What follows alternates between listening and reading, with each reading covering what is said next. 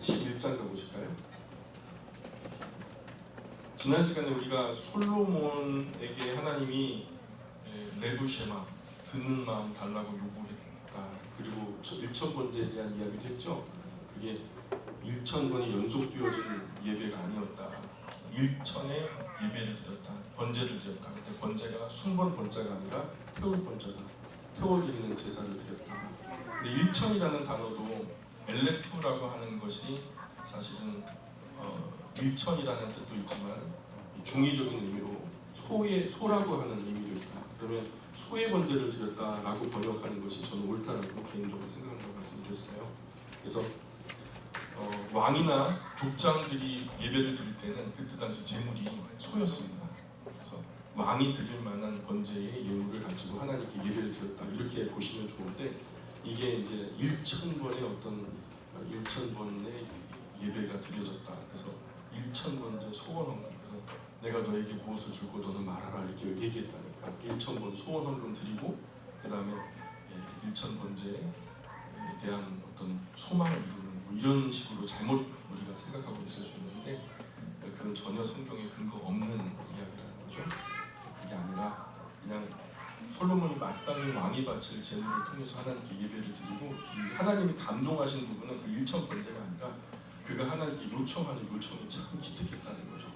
자기가 원수를 죽일 것, 아니면 뭐 부유하게 되는 것, 어떤 뭐 자기의 수가 또 길어지는 것, 이런 것들을 요구하는 것이 아니라 정말 제 백성들의 이야기가 일심 이심을 거쳐서 내게로 얼마나 난해한 이야기들을 많이 가져오고 있어요. 근데 나에게 지혜로운 귀가 없으면, 똑바로 듣는 바른 옳은 분별력이 없으면 내가 이들을 어떻게 재판할까요? 내 아버지의 명성은 굉장히 큰데 나는 마치 어린 아이와 같은 사람인데, 내가 이곳에서 어떤 재판의 이야기를 듣고서 바르게 선택하지 못하면 누군가가 피해를 보고 손을 당할 텐데, 하나님 그래서 저에게는 지혜가 필요합니다. 듣는 마음이 필요합니다. 하고서 요구했다.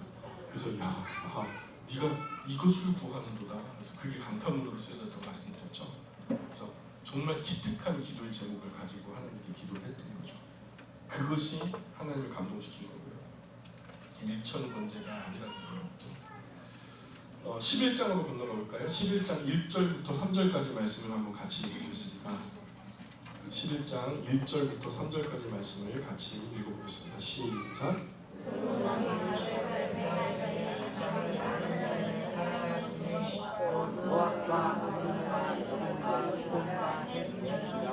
여호와께서 이에 여호와께서 이스라엘 자손에게 말씀하시기를 너희는 그저 가서 동원하지 말며 그들도 너희와 서로 동원하게 하지 말라. 그들이 반드시 너희의 마음을 돌려 그들의 신들을 따르게 하리라 하셨으나 솔로몬이 그들을 사랑하였다. 왕은 국민이 700명이요 첩이 300명이라 그들이 왕의 마음을 돌려가게 하였더라. 아멘. 그래서 후궁이 700명이요 첩이 300명이면 합이 1,000명, 1,000명의 아내들을 거느린 거죠. 그래서 아마도 그 전쟁을 통해서가 아니라 평화롭게 관계를 맺기 위해서는 그 이웃 나라들과 그 부족들과 함께 정략적인 결혼도 있을 수 있겠죠. 근데 그렇게 정략 결혼은 하나님이 금하신 바예요. 정략 결혼을 통해서 그 아내들을 데리고 와서 함께 살다 보니까 그들이 가지고 있었던 그 가문과 가정의 어떤 문화도 가지고 오게 되고, 그 문화 속에 당연히 이방 종교를 섬기는 종교 문화도 혼잡돼 있죠. 그래서 솔로몬은 그들 아내들을 돌보기 위해서 조금씩 타협하게 되고, 결국에는 순수한 것들이 훼손되어지는, 하나님은 순수한 것을 좋아하시거든요. 면과 모직을 섞어 짜지도 말라고 하셨어요. 어느 것이 당겨져가지고 헤어져 터질 수도 있으니까 새 것과 헌 가죽을 갖다 합해서 보강해서 떼우라고도 말씀하지 않으셨어요. 이것도 훼손되고 저것도 다 버리게 되니까. 하나님은 순수함을 좋아하시는데 이스라엘 사람들이 종교가 혼잡되는 것을 절대 원하지 않으셨거든요. 교회도 기독교 본래의 성경 안을 찾고, 처음에 이제 590년 그레고리 1세가 이제 그 교회의 황제다, 교황을 자기가 머리에 안수하고 자기가 교황이 되거든요. 그리고서 그때 당시 고대 종교들을 가만히 보니까 너무 이질적인 거예요. 기독교만 좀 다른 부분들이 있는 거예요. 성경대로 하자니까. 근데 이 사람들은 어머니 신도 있고 아버지 신도 있고 아들 신도 있고 다 있어요. 우리가 임으로 관련해가지고 세미나미스, 그죠? 담무스 해갖고 그 구조가 그때 고대 종교의 구조가 그대로 프레임이 됐는데, 아버지 신, 어머니 신, 아들 신의 구조가 됐는데, 지금 기독교는요, 아버지 신 있고요, 아들 신은 있는데 어머니 신이 없잖아요. 그러니 어머니 신의 자리에 적당한 게 이제 마리아가 있잖아요. 그래서 마리아를 갖다 신적인 반열에 올리려고 무리수를 많이 줬어요. 심지어 마리아가 무원죄 잉태설이다. 마리아에게는 원죄가 없었다는 거예요. 원죄가 없이 예수님을 잉태했다. 그리고 마리아에게는 원죄가 있었어요, 없었어요? 있었어요. 그리고 마리아가 종신 그 처녀설을 또 주장해요. 마리아에게서 다른 친동생들이 많이 나왔거든요. 요셉 사이에서 예수님은 성령의 씨가 되셔서 임하셨고 잉태하셔서 그 아버지의 씨가 하늘 아버지께서 마리아를 통해서 이 땅에 예수님을 탄생시키신 거거든요. 근데 지금 그 이후에 마리아가 부부관계를 안 한 게 아니에요. 그래서 그 예수님의 친동생 되어진 동생들이 있었어요. 그들은 성령으로 잉태된 게 아니라 요셉과의 사이에서 나타난 아이들이거든요. 그러니 근데 이걸 갖다가 역사적으로 조작을 해가지고 종신 처녀설을 주장합니다. 다른 사촌 동생들이 갖다가 이렇게 얘기하면서. 그리고 나중에는 마리아가 이제 죽었어요. 그리고 역사적으로도 죽었고 무덤도 있고, 그것이 이제 요한이 돌보고 그랬었는데, 이걸 갖다 또 그르쳐가지고 마리아가 승천했다, 죽지 않고 승천했다, 뭐 이런 주장을 하는 거죠. 무리수를 많이 둬요. 그게 그냥 루머가 아니라요, 로마 카톨릭의 역사 속에 교리가 정립되어지는 과정들을 보면 사람들을 조금이라도 더 많이 모을 수만 있다면 그 방향을 선택해요. 진리는 타협하지 않는 거잖아요. 그냥 외롭더라도 그냥 있는 그대로 외쳐야 되는데, 자꾸만 이제 서울에 갔더니 남대문에 문턱이 있어 없어. 안 가본 사람들이 문턱이 없는 문이 어디 있냐고 막 우겼대잖아요. 그래서 갔다 온 사람이 문턱이 없는 걸 눈으로 확인했는데 문턱이 있다고 막 웃기니까 타협해가지고 문턱이 있단다. 갔다 온 사람이 진리를 포기하게 되어지는. 그 사람들에게 왕따 되게 안 오려면 남대문 문턱이 있다 그래야죠. 그 진리는 그런 게 아니죠. 누가 뭐라 해도 진리는 진리일 수 있는 것은 있는 그대로 외쳐야 되는 거죠. 미국 다녀와 보시는 분이 이 자리에 아무도 없다 해도 혼자 다녀왔어도요, 다 우겨요. 미국 없다고. 가봤냐고. 저는 가봤다고. 뻥치지 말라고. 그래도 있는 거예요. 여러분 다 우겨도 진리는 우직하게 옳게 그냥 꼿꼿하게 홀로 서는 거죠. 어쨌든 그 로마 카톨릭이 그래요. 그런 타협들을 통해서 우리나라에도 들어왔어요. 우리나라에도 이제 고대 종교 9개 종교를 아우르기 위해서 구조, 아버지 신, 어머니 신, 아들 신의 구조를 맞추기 위해서 그렇게 그르친 것도 있고요. 그들의 어떤 사제, 승정원 사제라고 하는데, 그들 예를 들어서 우리 기독교 목사가 불교의 그 사찰에 가가지고 거기서 설교할 수 있어, 강론할 수 있어요, 없어요? 못하죠. 근데 그때는 그랬어요. 천주교 사제가 그 다른 이방 종교에 가가지고 파견 예배를 드리기도 하고 그랬단 말이죠. 또 그들이 와서 이 강단에서 또 그들의 진리를 선포하기도 하고, 또 너랑 나랑은 틀리지 않다고. 그때부터 벌써 에큐메니칼하는 그런 움직임이 있었죠. 우리나라에 들어왔을 때도 제사, 신사 참배가 과연 옳은 것이냐 그런 것이냐, 우상 숭배가 확실한데 이것은 그냥 국가 의례일 뿐이다. 그 제사 같은 경우에도 조상신 숭배에 뿌리 깊은 어떤 종교성이 있는데 그게 종교가 아니다. 그냥 미품 양속일 뿐이다. 항상 사람들이 많이 포괄될 수 있는 그런 방향을 가죠. 술이 괜찮은가? 담배가 괜찮은가? 사실 하나님의 영광을 위해서 우리가 우리 몸에 좋은 것이라도 끊을 수 있어야 그것이 우리의 신앙이라고 바울이 가르치지 않아요. 근데 우리 몸에 해로운데도 그것을 안 된다라고 말하는데 괜찮다 하고 이제 침묵하게 되어져요. 그래서 부담이 없어요. 천주교로 가면. 그래서 기독교를 신봉하다가 천주교로 가는 예가 많은데 왜 그렇게 가냐? 부담이 없어요. 다 되니까. 조상 제사도 괜찮고 술 담배 아무 뭐 사제들도 피는데 마시고 피는데 사실은 그게 옳은 게 아니거든요.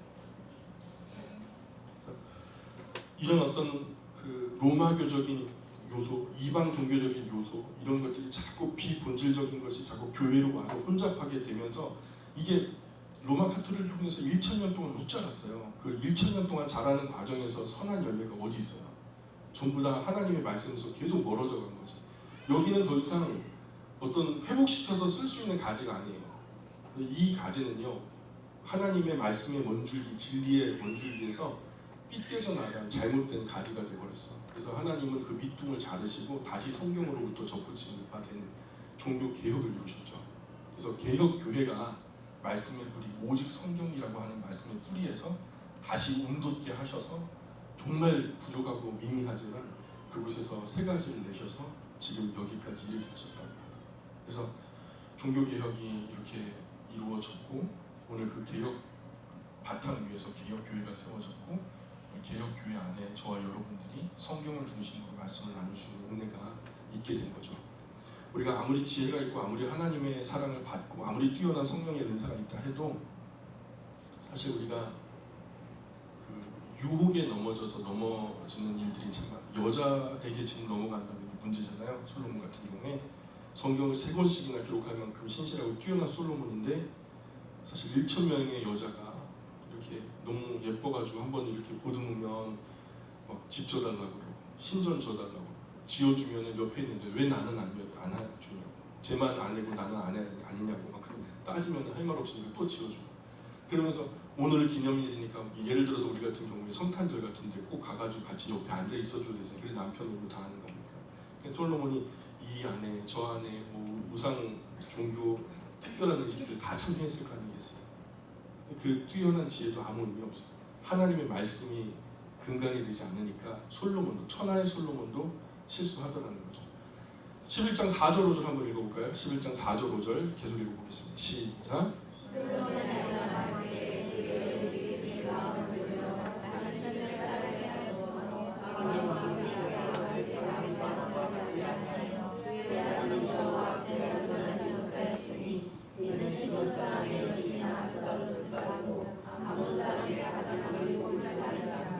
결국 아스다롯, 밀곰, 케모시, 몰록 등등등 이런 우상들을 쫓고 온갖 잡신들을 위해서 1000명 여자 전부 자기 친정 나라 신을 위해서 산당을 지어달라고 청하니까 솔로몬이 평화를 위해서 지어주게 된 거죠. 그래서 이후에 어떤 일들이 벌어지는지 아세요? 이렇게 본질에서 벗어나니까 11장 14절 보세요. 11장 14절 대적들이 일어나기 시작하는데 여호와께서 에돔 사람 하닷을 일으켜, 거기다 에돔 사람 하닷에다가 비추세요. 솔로몬의 대적이 되게 하시니 그는 왕의 자손으로 에돔에 거하였더라. 23절 보세요. 그 뒤로 11장 23절 하나님이 또 엘리아다의 아들 르손을 일으켜, 하나님이 여호와께서 하나님이 주체가 누구죠? 하나님이 14절에도 여호와께서 23절에도 하나님이, 그래서 이제 이게 의도가 있는 거예요. 그죠? 하나님께서 이런 대적들을 일으킬 때는 정신 차려라 이놈아 하는 얘기 아니겠어요? 엘리아다의 아들 르손이 이렇게 솔로몬의 대적당을 되게 하시니 그는 그의 주인 소바왕 하닷에셀에서 도망합니다. 26절도 보세요. 몇 절 지나서 26절 솔로몬의 신하 느밧의 아들 여로보암 거기다 비추세요. 또한 손을 들어 왕을 대적하였으니 그는 에브라임 족속 스레다 사람이요 그의 어머니 이름은 수라이니 과부더라. 에돔 사람 하닷, 엘리아다의 아들 르손, 솔로몬의 신복 느밧의 아들 여로보암 등등등 여기저기서 이제 대적들이 일어나기 시작하죠. 솔로몬이 늘 평화로웠는데 갑자기 대적들이 일어나니까 평화가 깨지겠죠. 진정한 평화의 어떤 추구점이 아니었다는 거죠. 여자의 최고의 지혜자, 그죠? 솔로몬이 넘어갑니다. 여자라고 하는 존재.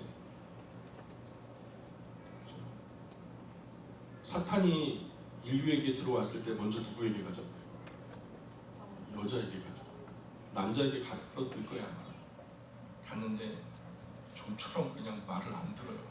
지 마음대로. 그냥 엉덩이 얼마나 무거운지 알았어 그러고서 딴짓하고 우리 아버지들도 그렇죠. 근데 여자들은요 예민하거든요.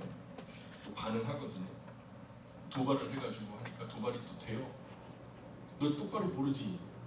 아니야 알아. 이거 먹는다는 하나님이 죽을까 하셨어. 잘 모르는 건 안 죽어. 그러니까 정말? 그러고서 그래가지고 따먹게 되는. 그래서 여자를 통해서 남자를 넘어뜨리면 넘어져요. 사탄이가 웬만하면 남자에게 직접 공격하진 않거든요. 우리 아버지를 잘 들으세요. 여자를 통해서 마귀가 공격을 한대요. 하나님이 허락한 짝꿍 말고는 절대로 눈조차 돌리지 마셔요. 결국 그렇게 해갖고 만약에 아내가 아닌 다른 존재로 우리가 넘어지게 되면 거기는 천국이 아니라 지옥일 거예요. 그렇죠? 우리가 그렇게 해서 얻게 될 뭐 그 낭만이 아니고 로맨스가 아니에요.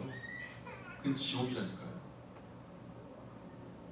우리가 당연한 도시, 당연한 원칙을 마음속에 굳게 새기고 우리 자신을 잘 지켜야 될 줄 믿습니다. 그래서 기드온도 사실 세겜족에서 첩 하나를 잘못 드렸잖아요. 이 첩 하나를 들여왔는데 얘가 좀 야심이 있어, 이 첩이. 그래가지고 그냥 자기가 뭐 아비멜렉이라나 아들 이름을, 그리고 남은 아들들을 갖다 다 죽여버리잖아요. 본초에게서 남은 자식까지. 여자 하나 잘못 들어와가지고. 제가 뭐 어떤 무속적인 이야기를 하는 게 아니에요. 모세 같은 경우에도 보세요. 모세가 지금 100세가 넘었는데 장막에 들어온 구스 여자에게 넘어가 버리잖아요. 할아버지가 100세면 모르셔요? 100세면 할아버지라고요. 너무 대제사장 여호수아 같은 경우에도요. 바벨론에 본초를 두고 왔어요. 뭐 뭔가 이렇게 뒷바라지 해줄 만한 아내가 없으니까 아마 현지에서 아내를 조달했겠죠. 그 문제에 넘어진 거예요. 이방 여자를 데리고서. 대제사장 같은 경우에는 순전한 처녀 본족속과 결혼했어야 되는데 그게 아니었다는 거죠. 참 우리 아버지들 자나깨나 여자 조심, 우리 어머니들은 자나깨나 남자 조심. 계속해서 우리가 주님 부르시는 그날까지 조심해야 돼. 여기에 대한 경각심을 우리가 늦추어버리면 그 순간 넘어집니다. 우리 교리와 내용은 진짜고 진리잖아요. 근데 그 진리를 싸고 있는 문화가 좀 너무 천박하게 변질된 것 같아요. 그래서 하나님 사람들에게 감동을 주지 못하게 되고, 그래서 우리는 이제 배척을 당하잖아요. 기독교 교회가. 그래서 사람들이 하나님의 말씀을 전하려고 할 때 우리가 복식 같은 경우에 우리 입는 옷이라든가 우리 교회 안에서 생활하는 어떤 문화, 그 그리스도인의 문화를 대표하는데, 그런데 우리가 옷 같은 걸 너무 함부로 천박하게 입으면 전도가 안 돼요. 우리가 영혼을 구원하기 위해서라도 한 영혼이라도 건져내기 위해서라도 우리가 좀 검소하고 단정하게 의식을 좀 해야 될 줄 알아요. 우리가 자유로워요. 그리스도 예수 안에서 다 자유케 되었어요. 그래서 이것도 먹을 수 있고 저것도 먹을 수 있고 이렇게 입을 수도 있고 저렇게 입을 수 있지만, 나를 바라보는 사회에 많은 사람들이 예수를 알지 못하거든요. 그래서 복음의 진리 안에서 자유롭다 하지만 우리의 자유함이 다른 사람들에게 걸림돌이 되어서는 안 된다는 거죠. 그래서 우리가 어떤 문화적인 것도 좀 조심해야 되겠다. 11장 41절 보세요. 11장 41절 솔로몬의 남은 서적과 그의 행한 모든 일과 그의 지혜는 솔로몬의 실록이 기록되지 아니하였느냐. 솔로몬이 예루살렘에서 온 이스라엘을 다스리는 날수가 40년이라 솔로몬이 그의 조상들과 함께 자매 그의 아버지 다윗의 성읍에 장사되고 그의 아들 르호보암이 대신하여 왕이 되니라. 그래서 솔로몬의 실록이라는 책이 있었대요. 열왕기 기자가 그 솔로몬의 실록이라는 책을 읽고서 그 책을 지금 읽어보면서 열왕기 기자가 이 글을 좀 참조해서 쓰고 있는 거죠. 솔로몬도 지금 가만히 보니까 자녀 교육은 좀 성공한 것 같지 않아요. 세상에 최고의 농사가 자녀 농사라는데, 자녀 농사는 참 대부분 어머니에게 달려있는데 어머니가 자녀들을 교육을 제대로 안 해가지고 그런 일들이 벌어지죠. 참 자녀 교육을 경건하게 잘하는 사람은 천국에서 상이 제일 클 거예요. 자녀 교육을 해야 되는데 아이를 안 낳으면 자녀 교육 하겠어요? 자녀가 없는데 어떻게 자녀 교육을 해야 되겠죠. 우리 자녀도 많이 낳아야 되고, 많이 낳아서 경건하게 기르면 이 땅에서 어머니가 상 받는 최고의 은혜가 될 줄 알아요. 자녀 교육은 사실 성경을 면면히 보면 사실 어머니에게 그 영향력이 달렸다고 봐요. 아버지는 사회성, 자, 아버지가 여러 사람 만나면서 악수하고 관계를 트고 하는 데는 탁월할지 몰라도 섬세하게 그 어떤 사건에 맞닥뜨리게 될 때 어떤 이익이 있더라도 또 어떤 즐거움이 있더라도 이게 덕을 위해서 윤리를 위해서 포기할 줄 아는 이런 것들은 어머니가 선택하는 것에 달렸거든요. 근데 작은 이익이 엄마 괜찮아 그냥 건너가 괜찮아 그냥 가져 뭐 이런 식으로 가면은 아이들이 뭐가 되겠어요? 성경에 보면 아버지는 참 괜찮은 사람인데 아들이 괴악한 아들이 있어요. 누구 탓이죠? 어머니 탓이죠. 반면에 아버지는 괴물인데 아들이 착해요. 그런 경우가 있죠. 누구 공로죠? 어머니가. 그래서 제가 개인적으로 말하는 게 아니고 유대인들 전 역사에 항상 그렇게 보고 있어요. 그래서 유대인들 교육이 세계 제일 교육이라고 칭송하는 게 어머니의 영향력을 굉장히 중대하게 평가를 하거든요. 그래서 예수님도 씨도 씨지만 밭이 중요하다고 말씀하시는 거죠. 노장파하고 소장파 사이에 이제 갈등이 일어났는데, 자 보세요.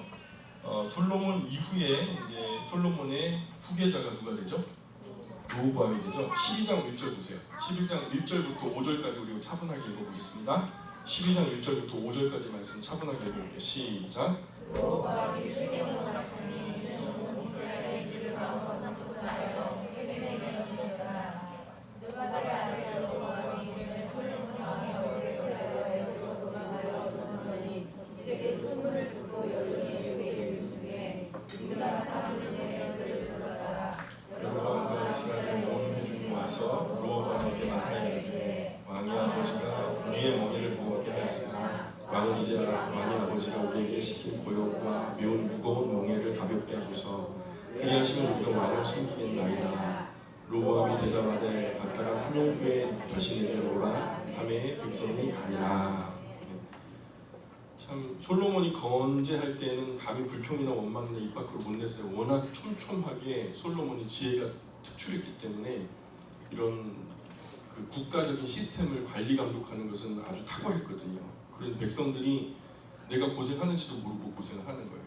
집에 와서 보면 녹초가 돼 있고 막 힘들고 그러면서 그렇게 어쩔 수 없이 이제 솔로몬에게 다짐을 받았는데 솔로몬이 죽고 나니까 백성들이 와가지고 왕의 부친이 우리의 멍에를 너무 무겁게 했어요. 너무 부담스러웠어요. 그가 너무 힘들었어요. 그러니 조금만 덜어주시면 저희가 왕을 섬기겠습니다. 그렇게 얘기한 거죠. 솔로몬이 화려하게 웅장한 대형 정부 만들어가지고 그런 큰 덩치의 정부를 운영한다는 것이 겉으로 볼 땐 좋을지 몰라도 백성들 입장에서는 굉장히 힘든 일이잖아요.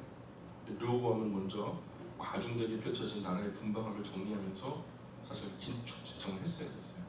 왕 아버지 솔로몬만큼 자기의 지혜가 부족함을 알고 자기가 다스릴 수 있을 만큼의 조직도 심플하게 개편하고, 그죠? 인사 개편이라 하죠. 그죠? 내가 편안하게 일할 수 있도록 어떤 업무 분장도 새롭게 하고 그 업무에 맞추어서 사람들도 다시 인사 조치를 하는 이런 과정들이 필요했는데 아버지의 그런 어떤 큰 흐름을 그대로 물려받아가지고 관리하려고 하니까 자기 분량에서 넘어서는 거예요. 그런데 또 이렇게 와가지고 되먹지 못하게 백성들이 와가지고 좀 덜어달라고 하니까 이게 또 자존심도 건드리는 것이고, 사실 백성들이 참 수준이 높은 거예요. 이 정도는 왕에게 이런 그 직언을 할 정도면. 르호보암이 중차대한 일인 만큼 참 잘한 것은 즉흥 대답을 하지 않았다는 건 잘한 거예요. 3일 후에 다시 와라. 내가 숙고할 시간을 갖고 대답할 말을 주겠다. 그래가지고 잠깐 생각할 시간을 번 것은 참 귀한데 그 또 조언을 구하는 것도 잘했어요. 연세가 많고 또 솔로몬 정부에서부터 계속해서 일을 맡아왔던 노장파 어르신들에게 먼저 가가지고 일을 여쭙는 거죠. 백성들이 와고 이래 내게 말했는데 어르신들은 어떻게 제게 답을 주시겠습니까? 그래갖고 덜어달라고, 많이 정말로 그들이 말뿐이 아니라 진짜로 고생했노라고. 그러니 조금 덜어주면 백성도 당신을 섬길 거고 당신도 백성 안에서 즐거움을 누릴 거라고 하면서 잘 했는데, 소장파 자기와 함께 나고 자란 아이들, 친구들이죠. 동료들에게 가가지고 또 물어봤어요. 이 진보적이겠죠. 이 친구들이, 야 너 지금 잡히면 끝나는 거야. 너 지금 약 보이면 넌 끝나는 거야. 백성들에게 놀아나는 거야. 너는 이제 호수아비가 되는 거야. 그래서 막 별의별 얘기를 다 하죠. 그래서 너 아버지보다 더 치고 나가지 못하면 넌 진짜 큰일 난다 하면서 그 양쪽에 이제 노장파 이야기도 또 소장파 이야기도 다 들었죠. 그리고서 이제 마지막 3일째 되는 날 진짜로 백성들의 대표들이 다시 왔어요. 와가지고 12장 6절 보실까요? 12장 6절 7절 같이 읽어보겠습니다. 시작. 르호보암 왕이 그의 아버지 솔로몬의 생전에 그 앞에 모셨던 노인들과 의논하여 이르되 너희는 어떻게 충고하여 이 백성에게 대답하게 하겠느냐. 대답하여 이르되 왕이 만일 오늘 이 백성을 섬기는 자가 되어 그들을 섬기고 좋은 말에 대답하여 이르시면 그들이 영원히 왕의 종이 되리라. 그래서 노장파는 이렇게 안내를 한 거죠. 지금 당신 먼저 섬기십시오. 그럼 그들도 당신을 섬길 겁니다. 그러니 그렇게 하는 게 백성들이 부탁대로 하는 게 맞습니다. 이렇게 얘기한 거죠. 그래서 민주주의라는 것은요, 정치인들의 수준에 달려 있는 게 아니에요. 사실은 국민들의 수준에 달려 있는 거예요. 국민들이 똑똑해져야지 일을 부리는 일꾼들을 똑바로 부릴 거 아니에요. 일꾼들이 중간에서 삥땅 쳐먹고 장난치고 그 속된 말로 페이크로 막 사건 하나 벌려놓고 딴 데 보게 한 다음에 여기서 막 뭉탱이로 갖다 먹고, 그죠? 지방행정 같은 거 지금 뭐 보세요. 중국 투정 얼마나 많은지 수천억 원이 세워나가 큰 몇만 평짜리 부지에다가 막 그냥 공원을 조성했는데 한 달 동안 10명도 안 갔대요. 몇천억 원 들여가지고 만들어 놓은 그런, 이게 사실 주인이 속된 말로 띨띨한 거예요. 그 엄청난 재산이 빠져나가는, 거기서 그 공사하는 동안에 순수한 게 있었겠어요. 누가 누구라고 뭐 말하는 건 아니에요. 그러니까 이런 부분에서 내가 주인의식을 가지고 이 나라 내가 세금 내고 그 세금 낸 자금을 가지고 이 종들이 일을 하게 되는데, 이 정치하는 사람들이 종들이잖아요. 사실은 그들을 컨트롤할 수 있을 만큼 똑똑해야 된다고요. 국민들이. 그게 민주주의예요. 민주주의는 백성 민자 주인 민자, 백성이 주인 되어지는 정치 아니겠어요? 지금 백성이 주인 된 정치가 아니라 국회 정치예요. 국회의원 정치. 국회의원의 정치 아니에요. 백성들의 민심이다 하면서 몇 명 무리수 두고 무리를 갖다 이루어가지고 자기들 뜻을 펼치는 그런.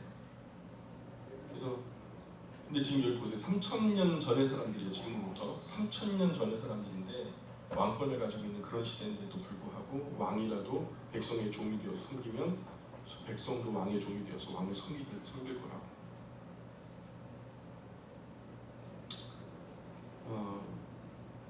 바울도 성도들 보고 그래요. 내가 너희의 종된 것과 그런 말을 하거든. 예수님 오셨을 때 내가 섬김을 받으러 온 것이 아니라 오히려 섬기러 왔다고. 내 목숨까지 많은 사람 대종으로 주러 왔다. 이렇게 말씀했잖아요. 목회자도 사실 종된 자세로 섬겨야 되는 게 맞고요. 대통령도 정말 종된 자세로 섬기는 거 맞고. 근데 우리 과거 대통령 제왕적 정치를 통해 가지고 얼마나 큰 문제들이 많았어요. 이렇게 되면은 뭐 정치를, 사실 정치가 뭔지 모르는 사람이었던 거죠. 우리나라가. 이제는 우리 국민이 그런 사람, 제왕적인 개념을 가진 사람들을 정치의 수장인 대통령으로 뽑으면 안 된다는 거죠. 정치라는 것은 사실은 서비스, 국민들에게 서비스를 하는 자리다. 행정수반, 입법, 사법, 개혁이 다 철저하게 독립됐다고 하는데 지금 독립된 것 같지도 않아요. 서로 연계돼가지고. 지금 사실 경비업체 같은 거 있잖아요. 캡스, 뭐 이런 텔레캅, 뭐 이런, 왜 그런 것이 필요해요? 그 원래 국가가 뭘 하는 건데요? 국민의 생명과 재산을 지켜주는 게 아니겠어요? 근데 그런 부차적인 설치들이 자꾸만 조직들이 생기는 이유는 국가가 본래의 일들을 잘 못하고 있다는 증거거든요. 이런 것들을 우리가 잘 보고 또 기도하되 좀 섬세하게 기도할 수 있는 우리 그리스도인들이 되었으면 좋겠다는 생각이 들어요. 자, 그래서 왕이 백성의 종이 되어서 이 백성을 먼저 섬겨주면 백성도 왕의 종이 되어 왕을 섬기겠다. 그래서 백성이 성숙해야 된다는 거죠. 자, 근데 12장 8절 9절 12장 8절 9절 같이 읽어봅니다. 시작. 왕이 노인들이 자라나는 것을 버리고 자기 앞에 모시니 자기와 함께 자라나는 어린 사람들과 의논하여 이르되 너희는 이 백성에게 대답하느냐. 백성에게 말하기를 왕의 아버지가 우리에게 배운 멍에를 가볍게 하라 하였느니라. 그래서 지금 보면은 왕이 노인들이 자문하는 것을 버리고 노인들이 자문하는 것이 노장파 어르신들의 이야기를 버렸다는 거죠. 그리고 그 뒤에 보니까 어린 사람들과 의논하여 소장파의 의견을 들었다는 거예요.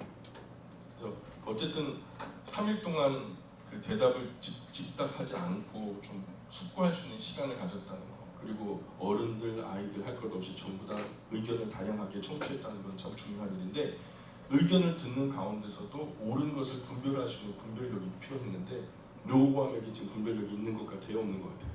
없다는 거죠. 그래서 12장 10절 11절 보세요. 같이 읽어보겠습니다. 12장 10절 11절 시작.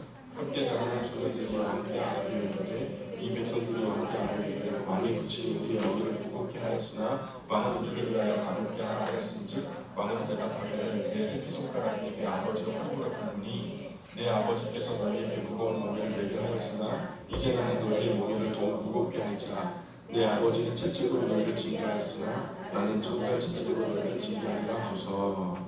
그래서 결국에는 소장팔의 말을 듣고서 또 백성들이 큰 그 반기를 들게 되어지는 계기를 주게 되는 거죠. 우리 그리스도인들이요, 분별력이 있어야 돼요. 그리스도인들이 분별력이 있어야 돼요. 분별력이라는 말 아시죠? 좌우당간 분별을 해야 돼요. 그게 어느 것이 옳고 바른지를 분별해야 되는데, 첫 번째는 아름다운 것과 추한 것을 갖다 분별할 수 있어야 돼요. 송탄에 가면은요, 그 가게 앞에다 마귀가 막 삼지창을 들고서 막 사람들을 찍어 누르는 그런 그림이 있는 가게가 있어요. 근데 이 사람들, 젊은 청년들이 가다가 와 멋있다 그래. 그 멋있는 그림이에요?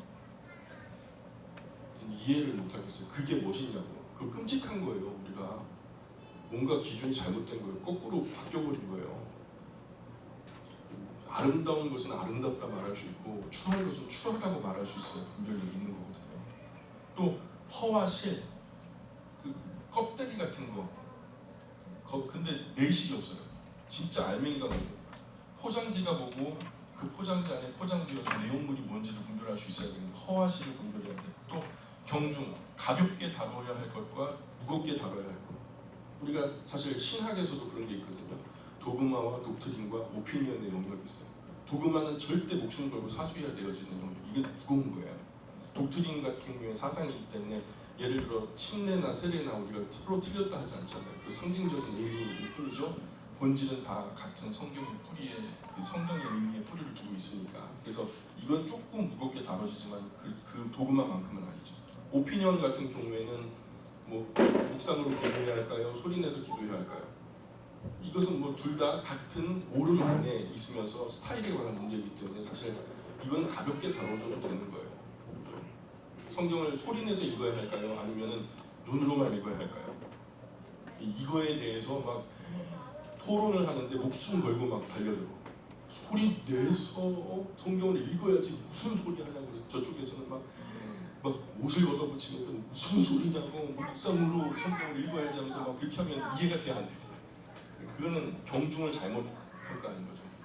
또 성속, 거룩한 것과 속된 것을, 선후, 먼저 할 것과 나중 할 것, 정보, 바른 것과 틀린 것, 본말, 본론이 되는 것과 주변에 관계된 말들, 공사, 공적으로 하는 것과 사적인 것들, 이런 것들을 분별할 줄 알아요. 위추, 허실, 경중, 성속, 선호, 정오, 본말, 공사, 이것만 우리가 분별을 잘하면 살아가는데 별로 큰 지장은 없을 것 같아요. 근데 이것이 우리가 이걸 갖다 위추를 분별하겠다, 기준이 뭐다, 이렇게 공부하면 안 되고, 이게 동시에 이 8가지의 어떤 분별력이 동시에 우리 마음속에, 우리 영혼에서 생길 수 있게 하는 가장 탁월한 훈련이 뭐냐? 바로 하나님의 말씀을 바르게 읽는 훈련이에요. 읽다 보면은 우리를 창조하신 창조주 하나님의 코드를 우리가 알게 되고, 그 하나님을 기준으로 우리가 세상을 바라보면서 세계관을 기르게 되고, 그 세계, 하나님이 우리에게 가르쳐 주신 그 세계관 안에서 가치관을 갖게 되고, 하나님의 세계관 안에서의 가치관 안에서의 우리가 인생관을 갖고 살게 되면은요, 이것이 자연스럽게 우리 안에 체득이 돼요. 그래서 우리가 이것을 따로 공부하지 않아도 하나님의 말씀을 진지하게 공부하다 보면은 이런 분별력이 어렵지 않게 생길 수 있다는 거죠. 또한 판단력이 있어야 돼요. 이러지도 못하고 저러지도 못하고 좌우단간 하나를 판단해야죠. 미든 추든 허든 실이든 경중 성속 선호 정오 본말 공사 중에 하나는 선택을 해야 될 거 아닙니까? 근데 판단을 못하는 거예요. 이러지도 못하고 저러지도 못하고. 이런 부분 뭐예요? 선택 장애예요. 선택을 못하는 거예요. 어머니들 이런 경향 많죠. 저기는 원 플러스 완인데 여기는 하나야. 근데 싸. 원 플러스 완이 조금 비싸. 뭐 이런 거. 옷 중에서도 뭐 이게 가을 톤 나가지고 가을에 어울리는 것 같은데 예쁘기는 저게 더 예뻐. 막 이러면서 참 이게 우유부단하면 참 불행한 것 같아요. 판단력이 있어야 되고 첫 번째는 분별력이 있어야 되고 두 번째는 판단력, 세 번째는 설득력이 있어요. 혼자 일하는 거 아니잖아요, 그죠? 내가 가지고 있는 마음을 다른 사람들에게 차분하게 나눠주고 함께 그 뜻을 이룰 수 있도록 설득해 나가는 과정, 그리고 나를 반대하는 사람이라도 좀 포용해 줄 수 있는 넓은 가슴, 그리고 나를 반대하고 나선 일을 할지라도 내가 더 많이 섬김으로 말 그대로 산상수훈에 그리고 정말로 착한 행실을 우리가 그들에게 보여줌으로 인해서 감동하여서 마음이 변화되게끔 하는 어떤 감화력이라든가 모든 이들을 이끌고 나아갈 수 있는 통솔력이라든가 정말 대화할 때 무조건 자기 뜻 관철하려고 막 고집 부리는 게 아니라 그냥 한나 잃을 것은 주변에 관한 가치가 덜한 것은 버릴 것은 버리고 취할 것은 취하는 어떤 협상력도 중요한 것 같고 인사행정력 사람을 적재적소에 적임자를 은사대로 활용돼야 되잖아요. 어떤 분들은 관계 안에 들어가면 막 날라다녀요. 사람들 속에서 막 빛이 나는 분들이 계셔요. 너무너무 행복하대요. 사람들 속에 있으면. 근데 어떤 분은 사람들 속에 있으면 진이 빠져요. 이 속된 말로 그분들이 말하는 표현은 깃발인데요. 사람들 속에 있으면 깃발려가지고 아무것도 못한다는 거예요. 근데 이분들은요 혼자 오롯이 그냥 일 앞에 앉아 있으면요, 책 앞에 앉아 있으면요 은사가 빛이 나는 분들이 있어요. 정적인 분들, 어떤 분은 동적인 분들이. 이런 분들이 적정한 성향에 맞게 그 일이 분배가 되고 그 벌새 그 큰 시너지가 생겨서 정말 일이 아름답게 이루어질 수 있다. 또한 추진력이 필요하겠죠. 그래서 일단 결단이 섰고 이렇게 하면 반대가 덜어 있다 할지라도 일부 일터라도 내가 대의를 위해서 이끌어 나가야 되는 추진력과 더불어서 위기관리 능력. 분명히 어떤 일을 추진한다 보면 위기가 안 올 수가 없는데 오는데 그 위기를 어떻게 잘 관리해내는가라는 것. 그리고 지구력이라는 것. 이게 지금 굉장히 중요하죠. 인내라는 거죠. 어려운 고비가 있을 때 어떤 경우에는요 즉각적으로 어떤 기술, 스킬을 통해 가지고 그 길을 벗어나기도 해야 되고 어떤 경우에는 우리가 버텨서 해야 되는 경우도 있거든요. 줄다리기 하다가 한 번 땡겼는데 안 된다고 놔버려요. 근데 그 전국 그 줄다리기 대회가 있는 거 아세요? 모르세요? 저만 알아요. 난 이렇게 똑똑한 거예요. 전국 줄다리기 대회가 있어요. 줄다리기 대회에서 하는 거 보니까요 여러 가지 기술들 중에 하나가 땅 하고서 소리가 나니까요 버텨요. 뒤로 누워버려요. 전체가 뒤로 쫙 누워버려요. 그러더니 영차를 했다고 우리 같은 경우 영차 이렇게 하잖아. 거기는 영차 이렇게 딱 버티고서 조금 더 안 끌려가다가 그 다음에 갑자기 구령에 맞춰 시작하니까 영차 그냥 바로 그냥 이겨버리더라고요. 되게 맥없이더라고요. 이쪽에는 동체 이만한 분들이 있는데도 한 1.5m 더 붙었는데도 우리 전국대회에서 우승한 이 팀을 못 이겨요. 몇 명밖에 안 되는데도. 그건 버티는 거죠. 어렵지만 힘이 받고 또 근육이 찢어질 것 같지만 버텨내는 거죠. 그럴 때 우리에게 발전이 있죠. 또 이해력이라는 게 있죠. 다른 사람들을 반대하는 사람들을 이해할 수 있는, 그죠? 역지사지로 그 사람 입장에 서고 그럴 수도 있겠다, 그럴 수 있어 라고 이해해 줄 수 있는. 또 창의력도 필요해요. 백성들에게 새로운 희망을 주는 창의력. 사방이 막힌 암시가와 같은 꽉 막힌 어떤 그런 가운데에서 이제 리더가 우리가 사실 어쩔 수 없이 갖추긴 했지만 이것을 넘어지면 좀 쉬었다 갈까? 뭐 이렇게 방향을 전환해 준다든지 창의력도 필요한 것 같아요. 그러면 사람들이 끌려다니는 것이 아니고 기쁘게 공감해서 기꺼이 동참하면서 함께 희망을 보면서 즐겁게 일할 수 있어야 멋진 그리스도인의 지도자라고 할 수 있겠죠. 이게 교회 안에서 그렇게 하지 마시고요. 이게 바깥에 가셔서 여러분의 직장과 가정과 생활 안에서 학교 안에서 이런 일들이 아름답게 열매 맺었으면 좋겠다는 생각이 들어요. 결국에는 르호보암이 이런 그 못된 잘못된 대답을 줌으로 인해서 그 백성들이 크게 반발하죠. 우리는 다윗과 함께할 다윗 왕실과 함께할 일이 없다. 이스라엘 백성들과 전부 돌아가자. 떠나가 버리죠. 르호보암이 포용력이 없고 협상 양보하는 능력도 없고 분별력도 없고 지도자가 갖추어야 할 능력을 하나도 제대로 갖춘 것이 없는 형편없는 지도자였죠. 솔로몬에게 많은 아내들이 있었고 그 아내들에게서 많은 자녀들이 있었을 텐데도 그들에게서 낳고 낳은 사람들, 좀 탁월하고 탁월한 아들들을 골랐을 거 아닙니까? 근데 솔로몬의 아들들 중에서 제일 탁월한 사람이 왕이 됐을 텐데 그게 르호보암이었다는 거죠. 참. 그래서 남왕국은 유다 지파와 베냐민 지파 이 두 지파로, 북왕국은 남은 10지파로 나눠지게 되죠. 북왕국이 더 큰 나라로 되고 유다는 르호보암 왕조는 조그맣게 위축되어 버리고, 그래서 앞으로 이제 우리가 이제 왕조가 북왕조와 남왕조가 이렇게 나눠지게 되죠. 북과 남, 우리나라 북한과 남한이 나눠진 것처럼 남왕조와 북왕조가 나눠지게 되는데, 여러분 받으신 교육 보조제도 있잖아요. 그 도표를 갖다가 이제 참고해 주시면 되겠습니다. 19명의 북왕국의 왕들이 있어요. 8명이 암살을 당합니다. 칼로 쿠데타가 일어났다는 얘기예요. 한 번 칼로 정권이 교체되니까 악순환이 계속돼요. 그래서 북왕조의 안에서는요, 암살이 끊이지가 않아요. 너만 잘났어, 나도 잘났어 하면서 칼로 푹 찌르고 내가 왕이 되면 왕이 되고, 그 뒤에 또 똑같은 상황이 되는 거죠. 그래서 결국 BC 주전 721년에 아수르왕 살마네셀이 와가지고 북왕국 사람들을 전부 다 잡아가서 멸망당하는 이런 안타까운 일들이 벌어지죠. 그래서 북왕국에 관한 한 이야기를 도표 뒤로 보시면은요, 그 북왕국의 왕들이라고 했는데 간단하게 그 왕들의 역사 대략을 적어놨으니까요. 몇 년부터 몇 년까지 통치했고 몇 년간 통치했으며 그 통치 치세 기간 동안에 우리가 기억할 만한 중요한 일들은 어떤 일들이 있었다라고 간단하게 정리가 되어 있어요. 도표를 참조해 주시면 되겠고, 남왕국도 그래요. 남왕국도 여러분 표를 보시면 아시겠지만은 르호보암을 통해서 아비야, 마사, 여호사밧, 요람, 아하시야, 아달, 그렇게 이제 앞으로 계속해서 이제 이 표를 중심으로 계속 우리가 공부를 하면서 나갈 거예요. 그래서 북왕국 왕 19명, 남왕국 왕 20명 왕 이야기가 열왕기서의 내용입니다.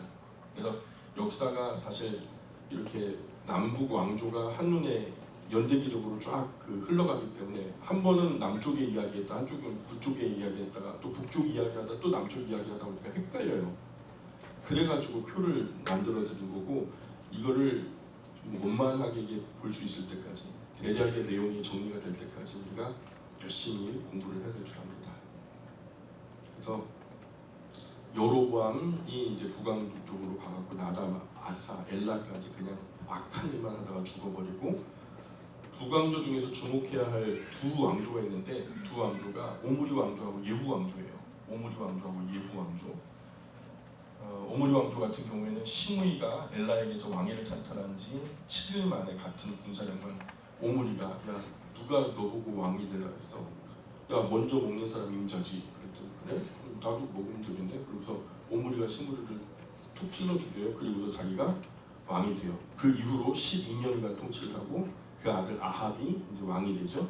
아합은 그렇게 악하거나 뭐 독하거나 모질거나 그러지 못했던 사람인데 결혼을 잘못했어요. 아내를 잘못 얻은 거예요. 아내가요 되게 독해요. 야심도 많고 또 야심을 이루어가는 과정이 참 인격적이고 선함은 참 좋아요. 그러면은 좀 그 일을 이루어가는 과정 속에서 선한 동지들을 만나게 되고 또 그 선한 굴레가 커지면서 나라 안에 굉장히 큰 선한 일들이 있게 될 텐데, 이세벨이가 참 이게 품성이 못돼 먹었어요. 그리고 일을 이루는데요, 수단 방법 가리지 않아요. 사실 수단도 가려야 되고 방법도 가려야지 인격적인 건데, 이세벨이라는 이 여자가 충동적으로 일을 하고 그 수단 방법 안 가려요. 그러니까 결국 아합도 하나님의 은혜에서 멀어지게 돼요. 사실 유대인들은 아내가 지혜로우면 여간 잘못된 남편도 착한 사람 만들거든요. 그잖아요. 우리 아버지들 시인하십니까? 나는 되게 못됐는데 아내 잘 만나가지고 내가 이만하지.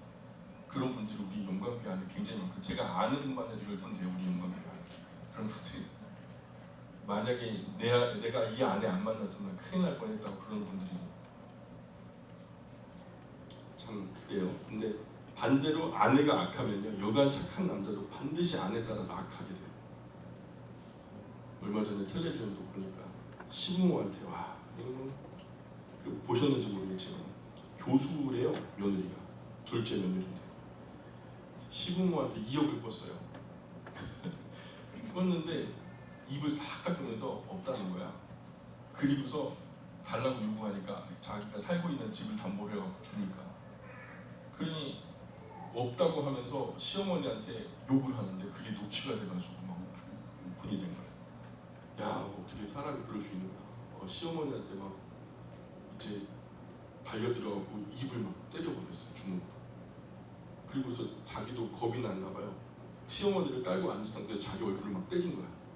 그러면서 막 소리 지르는데요, 시어머니 왜 나를 이렇게 때리시나요? 그러면서. 그리고서 야, 무시무시한 거예요. 형제들한테도 그냥 죽이겠다 협박하고, 그런 사람 한 사람 딱 이 집에 있으니까요, 지옥이 되더라고요. 지옥이 되더라고요. 참 그래요. 그래서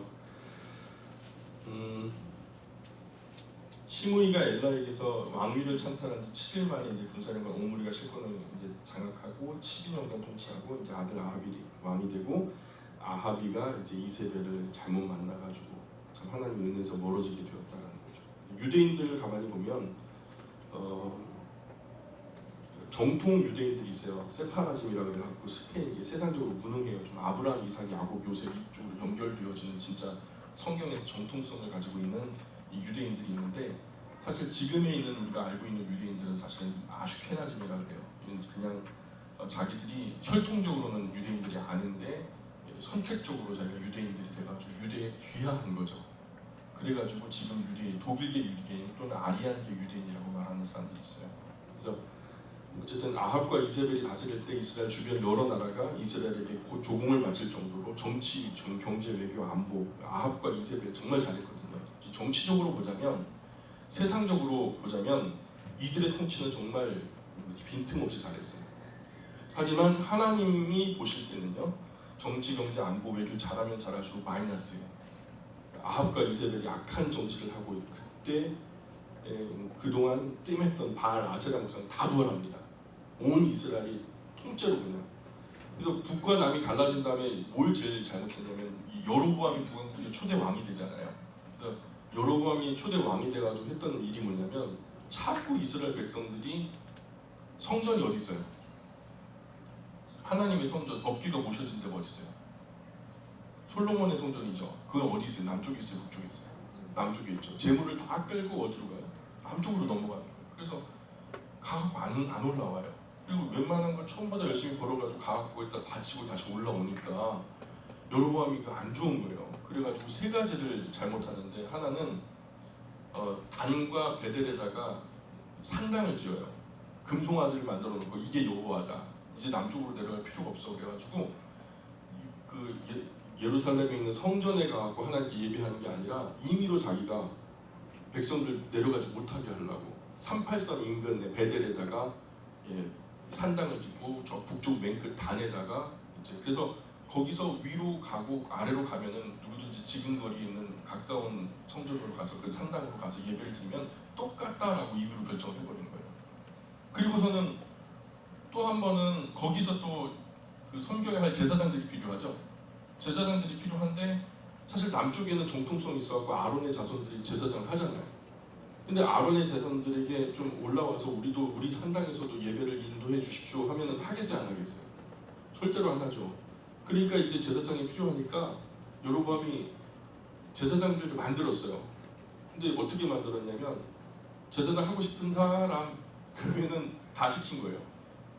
그래서 제사장이 임의로 제사장이 됐다니까. 하나님이 기름 부으신 게 아니라, 원래 왕과 선지자와 제사장 하나님 기름 부으셔야 되는 거거든요. 근데 북왕국의 선지자 중, 그 제사장 중에서 단 한 사람도 기름 부음 받은 사람이 없었어요. 또 하나, 하나님이 명령하신 절기가 있거든요. 유대인의 3대 절기가 있는데 그 3대 절기의 기간이요. 북왕국의 시점으로 보자면 농번기예요.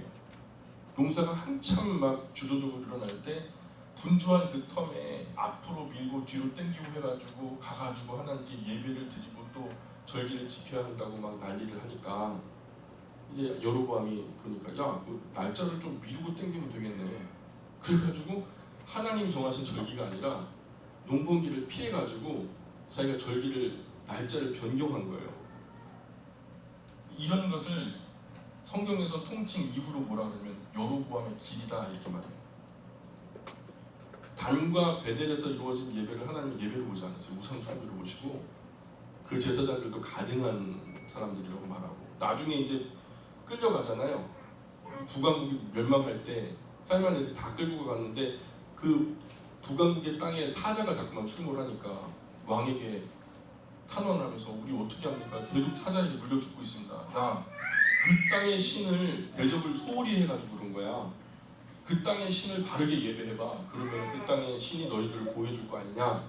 그래서 이 땅의 신 누구냐? 여호와라는 거예요. 그럼 여호와의 제사장들을 초대해가지고 여기서 예배를 드리게 해. 그래가지고 북왕국에 포로로 잡혀간 사람들, 본토에 있는 사람들에게 추소문해가지고 이 제사장 출신 누구예요? 그래서 다 데리고 와고 예배 어떻게 드리는 겁니까? 10사람이 예배하는 방법이 10사람이 다 달라요. 그러니까 어떻게 하나님 예배하는지 몰랐던 거죠. 북왕국은 그야말로 그냥 하나님이 없는 그 국가가 되어버린 거예요. 하나님께서 늘 북왕국을 염려하시고 걱정하시고 근심하시고 자, 이런 악한 시절에 어쨌든 아합과 이세벨이가 이제 통치를 장악하고 이제 시작하게 된 이 시절에 악이 짙으면요 하나님의 경고도 짙게 되겠죠. 자녀가요 적당히 잘못하면은 너 회초리질 한다. 너 오늘 세대 맞아. 그러면은 찍소리 못하고 술을 때리지 말아요 하면서 뭐 울고 불고 막 난리가 나죠. 근데 얘가요 악해요. 보통 악한 게 아니야. 때리려면 때려요. 죽이려면 죽여요. 뭐 하면서 막 이렇게 너무 악하면요 적당하면 되겠어요 안 되겠어요? 안 되겠죠. 아합과 이세벨이가 너무 악한 거예요. 그러니까 이런 악한 사람들에게는요 경고도 굉장히 엄중하게 가야 되겠죠. 하나님께서 불같은 경고를 하시기 위해서 누구를 세우시냐면 엘리야를 세우십니다. 이 사람들의 시절에 선지자는 엘리야였어요. 17장 1절 보실까요? 17장 1절 보세요. 17장 1절 길르앗에 우거하는 자 중 디셉 사람 엘리야가 아합에게 말하는데 내가 섬기는 이스라엘 하나님 여호와께서 살아계심을 두고 맹세하노니 내 말이 없으면 수년 동안 비도 이슬도 있지 아니하리라 하니라.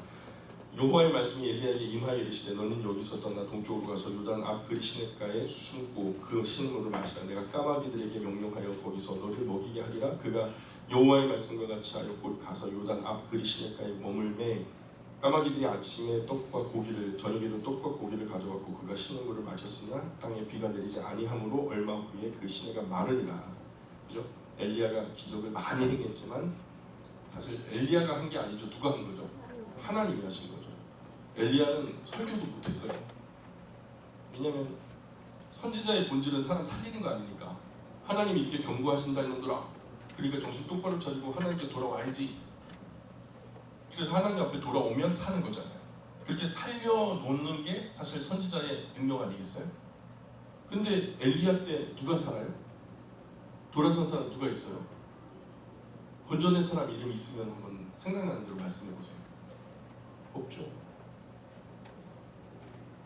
선지자의 본질은 하나님의 말씀 잘 전달해서 망하지 않도록 흥하도록 그것이 이제 본질로 봤을 때 대단한 기적을 행했던 선지자들이 사실 별로 한 일이 없어요. 엘리야도 그렇지만 엘리사 때도 2배나 갑절의 영감을 부어가지고 막 3년 반의 기근이 아니라 막 7년의 기근 가운데 막 그냥 엘리야 버금가는 그냥 말 그대로 더 대단한 능력을 보여줘도 돌아오는 사람이 없었어요. 그 사람들이 사실 한 일이 없는 거죠. 중요한 것은 열매가 있어야 되는데 그냥 역사요라든지 열매는 없었다는 거죠. 훗날 예수님께서 여자가 낳은 자 중에서 가장 큰 자가 누구래요? 엘리야다 그랬죠? 여자가 낳은 자 중에서 가장 큰 자가 엘리야의 갑절의 영감으로 엘리사다 그랬나요? 누가 그래요? 예, 뭐 엘리야도 아니었고 엘리사도 아니고 모세도 아니고 여호수아도 다니엘도 아니고 누구예요? 세례 요한이라 그래요. 봐요, 한번 봐요. 세례 요한이 기적 행한 거 있어요, 없어요? 없어요. 힘도 없었어요. 무슨 병자를 고친 일이 있어요? 아니면 장풍으로 누구를 쓰러뜨렸나? 그렇죠? 요즘에 많이 쓰러뜨리는데. 근데 아무것도 없는데 왜 주님께서 세례 요한을 가장 큰 자라고 하셨을까요? 많은 사람들을 주님께로 돌아오게 했어요. 그 마음밭이 준비되게 했거든요. 회개하라, 천국이 가까웠느니라. 그 천국이 누구예요? 제자들에게 예수님께서 말씀하신 천국이 바로 나다 그랬잖아요. 너희 가운데 있느니라. 어머니라고. 제자들 둘러싸고 있는 가운데 예수님이 서 계시면서 너희 가운데 천국이 있다고 말씀하시잖아요. 그래서 사람들이 진심으로 하나님 믿고 진심으로 하나님 사랑하게 하는 것이 최고의 능력이죠. 하나님께서도 그것을 최고의 능력으로 보시고요. 그래서 많은 사람들을 옳은 대로 돌아오게 한 사람 하늘의 별과 같이 빛난다라고 큰 영광의 이름을 주신 거죠. 하늘의 별처럼 빛나시기를 축원합니다. 해야 할 일이 많죠, 그러기 위해서. 그래서 많은 사람을 바른 대로 돌아오게 한 사람, 우리 영광교회 이름이 되었으면 좋겠어요. 그래서 엘리야가 행한 기적이 굉장한 능력 같아 보이지만 한 사람도 그 기적으로 회개하지 않았어요. 17장 8절 보세요. 여호와의 말씀이 엘리야에게 임하여 이르시되 너는 일어나 시돈에 속한 사르밧으로 가서 거기 머물라. 내가 그곳 과부에게 명령하여 내게 음식을 주게 하였느니라. 그가 일어나 사르밧으로 가서 성문에 이를 때 한 과부가 그곳에서 나뭇가지를 주는지라. 이에 불러 이르되 청하건대 그릇에 물을 조금 가져다가 내가 마시게 하라. 보통 이 정도 되면 지금 나뭇가지, 지금 우리가 이 사람 입장을 알잖아요. 마지막 한 줌 떡 이걸 갖다가 아들과 먹고서 이제 죽을 작정을 하고 있는 사람인데 물을 좀 떠달라 그러면은 여러분 우리 권사님 같으면 뭐라고 대답하실까요? 네가 떠다 먹어. 너는 소리 없어 말이 없어 막 그럴 거니까. 근데 아마도 하나님께서 사르밧 과부를 준비해 놓으신 것 같아요. 그 사전에 어떤 일들이 있었는지 모르지만 어쨌든 엘리야는 사르밧 과부 집으로 가고 거기서 얹혀 살았어요. 기근이 아주 심해서 어려웠었던 3년 6개월의 시간을 그곳에서 먹고 마시고 있어요. 비가 안 오죠. 하나님이 왜 비를 안 내리게 하셨을까요? 왜 비를 안 주셨을까요? 그때 아합과 이세벨에게 속한 백성들이 바알과 여호와 가운데 참 하나님을 모르는 거예요. 이도 섬기라 하고 왜냐하면 이세벨은 아셀 그 바알과 아세라 목상을 섬기도록 그들을 갖다가 막 신학교도 지어주고 그들을 선지자들을 먹여 살리기도 했거든요. 그러니까 국가적으로 대통령의 아내 영부인께서 막 이제 뭐 어떤 특정한 종교를 갖다가 막 이렇게 지지하고 그 종교에 뭐 예산을 밀어주고 뭐 막 학교도 지어주고 막 그러면은요 영향력이 쏠릴 수밖에 없죠. 근데 이세벨이 그렇게 하니까 온 백성들이 아 그게 잘하는 건가 보다 그래갖고 바알과 아세라를 그렇게 섬겼다는 거예요. 근데 야 우리가 여태까지 이스라엘을 분가하면서 우리의 국가신은 여호와셨는데 우리가 이래도 되는 걸까 하면서 백성들은 혼란스러워요. 근데 이세벨이는 아니다 바알과 아세라가 진짜다 막 그러니까 백성들은 산 가운데에서 좌우를 분별하기가 어려운 거예요. 이런 가운데 하나님께서 기적을 일으켜주셨던 것이 엘리야가 이제 비가 오게 하지 않음으로 인해서 비를 오게 하는지 누가 비를 오게 하지 않는지 그 비를 오게 하고 비를 오지 않게 하시는 분이 하나님인지 바알인지 한번 두고 볼까? 우리 한번 견주어 볼까? 누가 진짜 참 하나님인지 한번 우리가 내기 한번 해볼까? 해가지고 바알이 아니라 여호와 하나님 참 주권자 하나님임을 증명했죠. 그게 바로 갈멜산 전투였죠. 기억나시죠? 너무나 중요한 문제였어요. 누가 참 하나님인가? 막 그들이 막 자해를 하고 850명이면 별의별 짓을 다 해가지고 다 했는데도 결국 저녁 소요 시간이 다 될 때까지 아무런 어떤 응답이 없었어요. 엘리야 혼자 하나님께 고개를 갖다가 무릎 사이에 묻고서 7번 크게 기도를 하니까 저 지평선 끝에서 조그마한 구름 하나가 떠오르더니 야 이제 큰 비가 올 테니까 빨리 도망가라 하면서 막 이미 그것을 알게 된 거죠. 불로 제단이 막 불태워지고 활튼 듯이 그것을 갖다가 그리고 그 이후에 약속하신 비가 내릴 때 온 이스라엘 백성들은 북이스라엘 백성들은 누가 하나님인지 분명하게 알 수 있었던 사건이었다는 거죠. 그래서 비의 주권자가 누구인지 보여주려고 시작된 일인데 그것을 교육하는 게 3년 6개월 걸릴 거예요. 근데 이런 악한 시대에 좀 선한 국내 대신이 있었어요. 이 아합의 입장에 있어서도 아합의 신하였지만 좀 선하게 살려고 하는 사람이 있었는데 그게 오바댜라는 사람이었죠. 오바댜. 원어 발음은 오바드야후라고 하는 사람이에요. 여호와를 경배하는 사람, 여호와를 공경하는 사람이라는 뜻인데 이 사람이 보기에 이 사람을 하나님 보시기에는 선한 사람이었거든요. 그래서 선지자의 생도 신학생들을 50명씩 감춰두고 어느 굴에 숨겨놓고 아주 극심한 기근 때에 어떻게든 먹여 살리려고 하나님을 섬기는 사람들이 없어지면 안 된다 해가지고 자기 사제를 털어가지고 경건한 사람들을 보호했던 사람인데 아합과 이세벨이 통치하는 이 악한 시대에 그 밑에 있으면서도 이렇게 자기 신앙을 지키려고 노력했던 사람이라는 거죠. 우리가 하나님을 따라가려고 하면 세상을 사랑하거나 세상에 있는 것들을 너무 사랑하면 하나님 못 따라가거든요. 어쨌든 18장 4절 한번 볼까요? 18장 4절 말씀 같이 한번 읽어볼게요. 18장 4절 말씀 시작.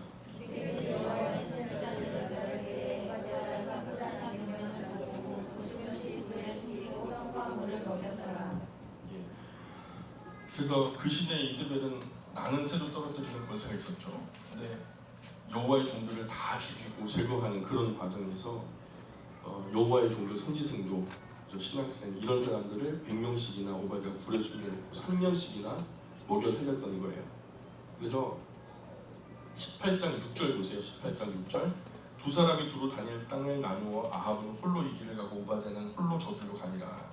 누굴 잡으러 다니는 거예요? 7절 보세요. 오바댜가 길에 있을 때 엘리야가 그를 만난지라. 그러니까 아합의 어떤 그 육축을 위해서 셈을 만나기 위해서 그죠? 그가 알아보고 엎드려 말하되 내 주 엘리야여 당신이시니까 그가 그에게 대답하되 그러하다 가서 네 주에게 말하기를 엘리야가 여기 있다 하라. 이르되 내가 무슨 죄를 범하였기에 당신이 당신의 종을 아합의 손에 넘겨 죽이게 하려 하시나이까. 당신의 하나님 여호와께 살아계신 두고 맹세하노니 내 주께서 사람을 보내어 당신을 찾지 아니한 족속이나 나라가 없었는데 그들이 말하기를 엘리야가 없다 하면 그 나라와 그 족속으로 당신을 보지 못하게 하였던 맹세를 하게 하였거늘. 그래서 여태까지 아합이 엘리야를 찾기 위해서 잊었듯 온 천지를 뒤지는 여태까지 엘리야를 못 찾았었던 거죠. 근데 지금 여기 와가지고 엘리야를 오바댜가 만났잖아요. 근데 너 주인에게 가가지고 말해 엘리야 만났다고. 근데 아합을 데리고 그 현장으로 왔는데 엘리야가 없으면 어떻게 돼요? 이게 지금 나를 놀려? 하면서 오바댜가 좀 어려움 당하지 않겠어요? 그러니 나한테 이런 어려운 상황이 임하지 않도록 좀 나를 선대해 달라고 부탁하는 거죠. 그래서 근데 지금 웃기는 게요. 그 아합이 엘리야를 잊었듯 뒤지는 그 시절에 엘리야는 어디 숨어 있었게요? 아까 제가 말씀드렸는데 과부의 집 거기 어디죠? 사르밧. 그 사르밧이 어딘 줄 알아요? 이세벨의 고향이에요. 재밌죠? 이세벨의 고향이에요. 이세벨의 친정나라 사르밧, 그죠? 거기서 모르는 거죠. 설마 내 친정에 가 있으려고 죽으려고, 그죠? 그곳에 근데 과부집이니까 외간 남자 과부집에 있었을 거라고는 생각도 상상도 못하는 거죠. 영적으로 이제 갈멜산 그 대결이 이제 펼쳐지게 되는지 이 목적이 분명히 말씀드렸지만 바알이 하나님인지 여호와 하나님이 하나님인지 확실하지 않은 거죠. 시대의 배경은 아합과 이세벨 시대 가장 심각한 문제는 옛날 르호보암이 북왕국 통치할 때 여로보암이 북왕국 통치할 때 금송아지를 가지고 이게 우리를 애굽에서 구원해낸 여호와다 이렇게 했다는 거죠.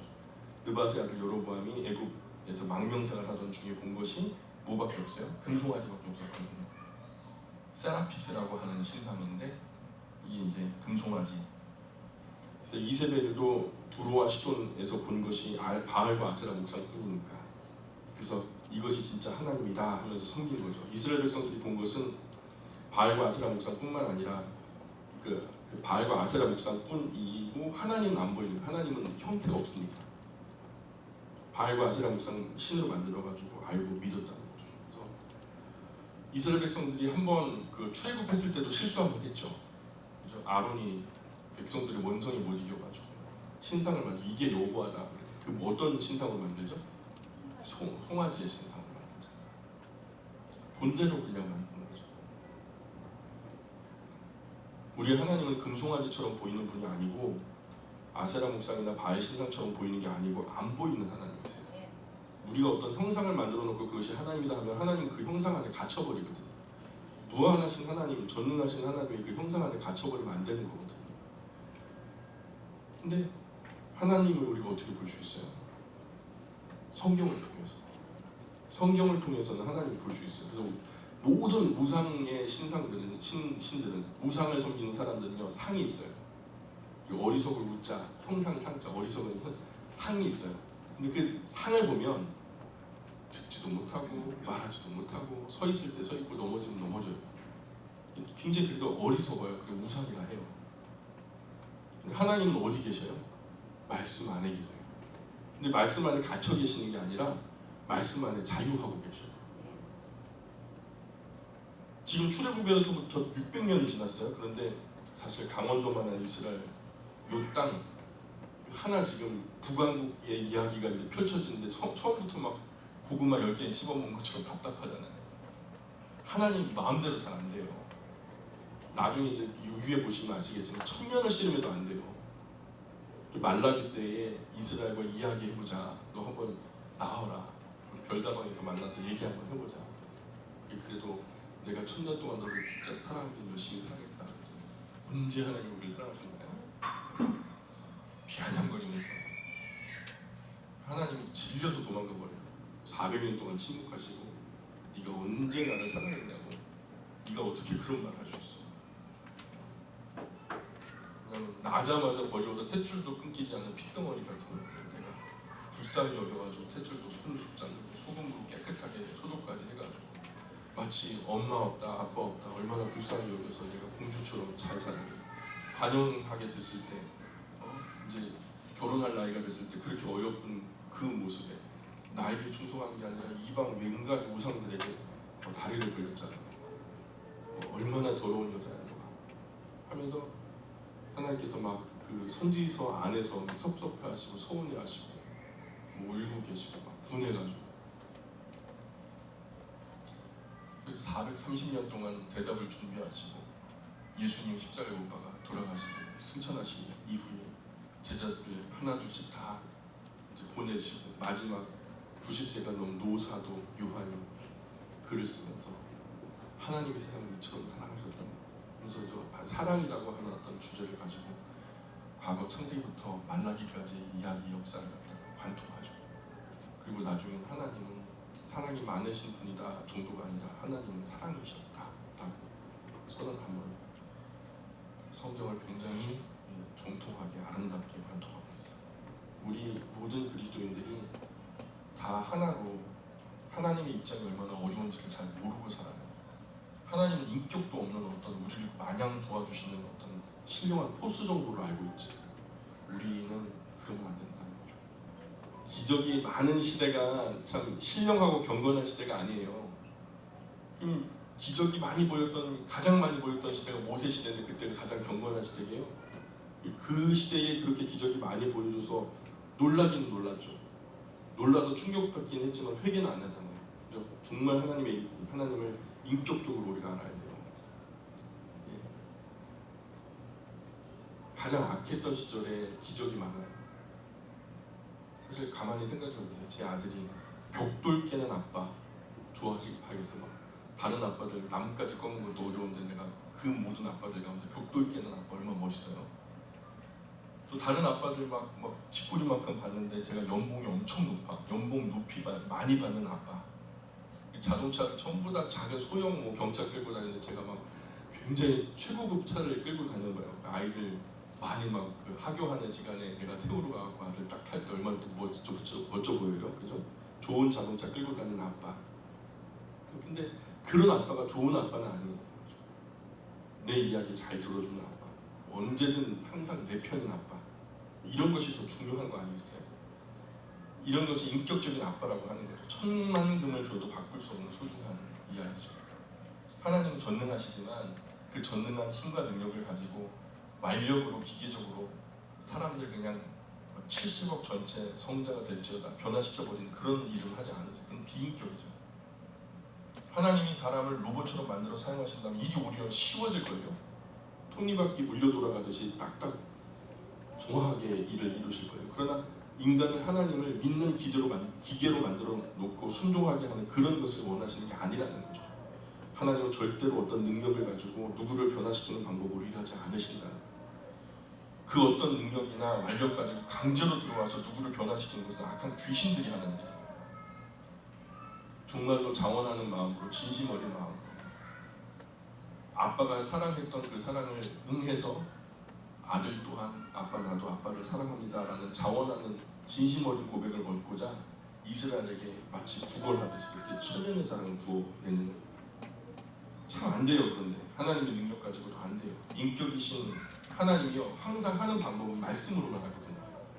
말씀으로, 인격적으로 대화를 통해서 말씀으로 하시기 때문에 말이 안 통하면 아무것도 안 되는 거죠. 성경에 무슨 신비하고 엄청난 힘이 있고 뭐가 있다라고 착각하지 마세요. 이 말씀은 하나님과 교제하기 위해서 굉장히 상식적인 책이에요.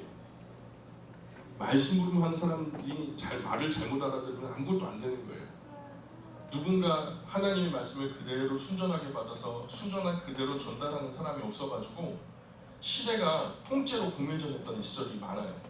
400년 동안 공회전되고 500년 동안 공회전되고 600년 동안 공회전되고 1000년이 지나도록 공회전돼가지고 하나님 말씀으로는 제대로 하는 사람이 없어가지고 인류가 그 안에 살았던 사람들은 줄줄이 다 천국을 맛보지 못하게 됐잖아요. 하나님의 말씀이 1차적으로 성경책에 도달하는 데에는 성공했어요. 그러나 하나님의 가슴 속에 있었던 하나님의 마음과 뜻이 성경책에 온 것까지 1차 전달을 한다면 2차 전달은 성경책이 도착해 있는 하나님의 마음, 성경책까지 도착해 있는 하나님의 마음과 뜻이 그 시대 그 사람들에게 가슴 속 깊이 옮겨지는 것을 2차 전달해요. 2차 전달을 할 사람이 목사나 전도사, 교사, 선교사, 성도들이죠.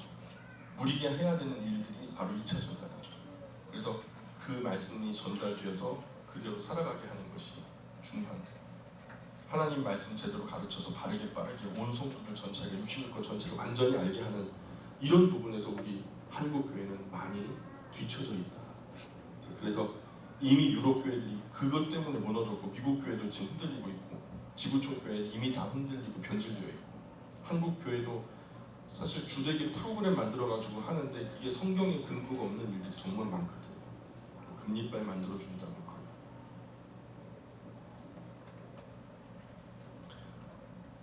반면에 성경을 엉터리로 해석해가지고 마귀가 가라지를 뿌려대고 막 그래가지고 막 이단이 막 속출하고, 이 이단에 불과 몇 년 만에 막 수만 명이 그냥 몰려 들어가가지고 막 이단이 막 엄청나게 번성하고, 엉터리로 신 거짓된 말씀 그걸 뽑아내느라고, 그 잔뿌리 뽑아내느라고 그것도 고생하고 끝까지 반항하고 안 뽑히겠다고.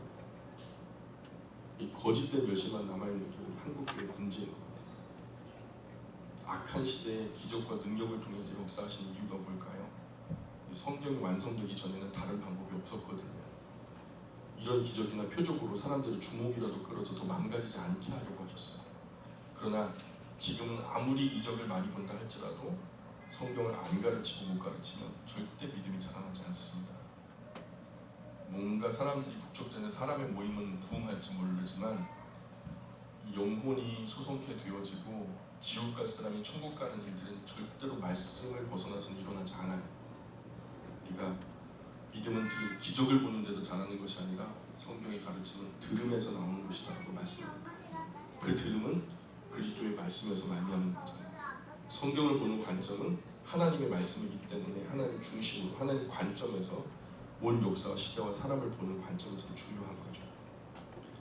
갈멜산에 있었던 사건, 여호와 그가 나의 하나님이시다. 돌을 쌓고 장작을 벌려놓고 그 위에 재물을 잡아서 각을 또 얹어놓고 절대로 사람이 인위적으로 하는 게 아니라 기도해서 그 재물에 응답하시는, 그래서 하나님께서 불로 태워서 재물을 받으시는 그런 분이 있다는, 그분이 진짜 하나님이시지. 그게 바알이라면 그게 바알이 그렇게 응답한다면 살아계신 하나님은 바알일 것이고, 여호와가 이렇게 응답한다면 살아계신 하나님 여호와실 거니까. 처음에 숫자 많은 바알 아세라 선지자를 아침부터 저녁까지 노력하죠. 바알이 우리에게 응답하소서 외쳐도 자신의 몸 상하게 하면서 불러도 응답이 없어요. 응답 없으니까 엘리야가 돌 12개를 굴려다가 제단을 쌓고 그 나무를 그 위에 벌려놓고 송아지 각을 떠서 나무 위에 얹어놓고 그리고 불을 붙이는 게 순서인데, 물을 갖다 부어요. 3년 6개월 동안 비가 오지 않으면 물도 귀할 텐데 물을 3통 갖다 부으니까 도랑까지 물이 흥건하게 고인 거예요.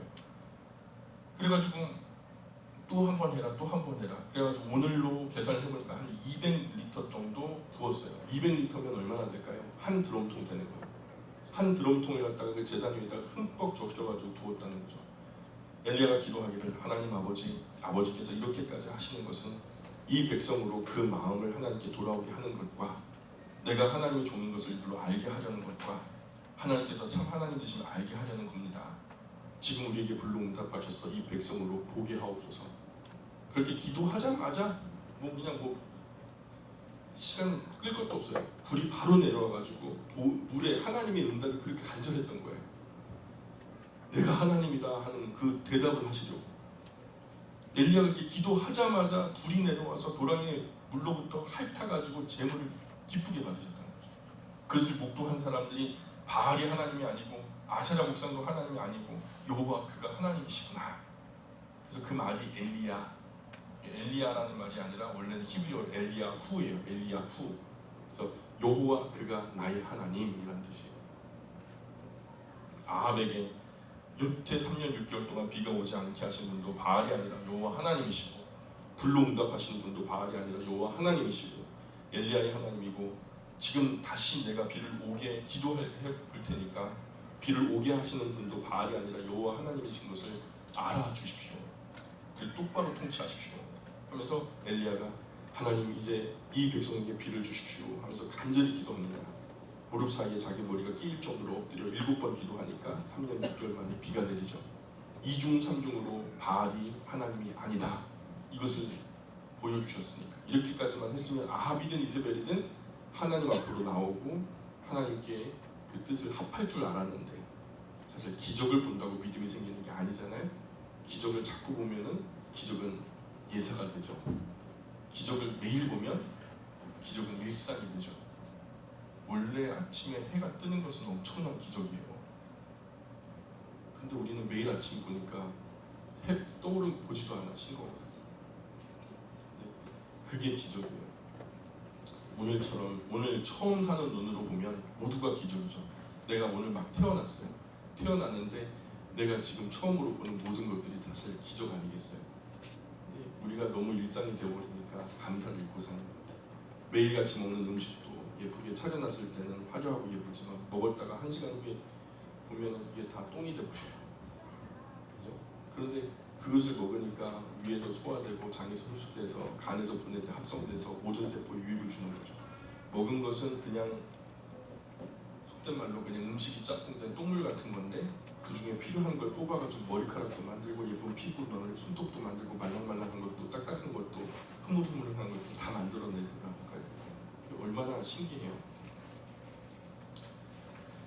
신기한 거 얘기하자면 한도 끝도 없겠죠. 오늘은 여기까지 할까요? 19장부터 다음 주에 계속해서 말씀 나누도록 하겠습니다. 기도하겠습니다. 하나님,